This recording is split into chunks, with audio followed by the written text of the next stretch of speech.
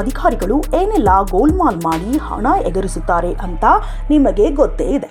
ಅದರಲ್ಲೂ ಪುರುಷನಿಗೆ ಸೀರೆ ತೊಡಿಸಿ ಫೋಟೋ ಅಪ್ಲೋಡ್ ಮಾಡಿ ಮಹಾತ್ಮ ಗಾಂಧಿ ಉದ್ಯೋಗ ಖಾತ್ರಿ ಯೋಜನೆಯಲ್ಲಿ ಹಣ ಎಗರಿಸಿರುವಂತಹ ಘಟನೆ ಬಾಗಲಕೋಟೆ ಜಿಲ್ಲೆಯ ಹುನಗುಂದ ತಾಲೂಕಿನ ಚಿಕ್ಕನಾಳ ಗ್ರಾಮ ಪಂಚಾಯಿತಿ ವ್ಯಾಪ್ತಿಯಲ್ಲಿ ನಡೆದಿದೆ.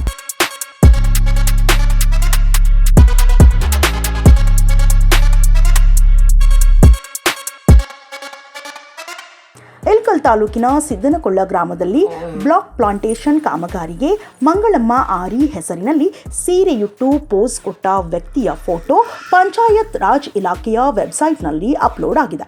ಅಷ್ಟೇ ಅಲ್ಲದೆ ಪಂಚಾಯತ್ ರಾಜ್ ಇಲಾಖೆಯಿಂದ ನಡೆದ ಅಂಗನವಾಡಿ ಕಟ್ಟಡ ಕಾಮಗಾರಿಯಲ್ಲಿ ಕೂಲಿ ಕಾರ್ಮಿಕರ ಒಂದೇ ಫೋಟೋವನ್ನು ಎರಡೆರಡು ಗ್ರಾಮ ಪಂಚಾಯಿತಿಗಳಿಗೆ ಬಳಕೆ ಮಾಡಿ ಅಕ್ರಮ ಮಾಡಲಾಗಿದೆ ಎನ್ನಲಾಗುತ್ತಿದೆ.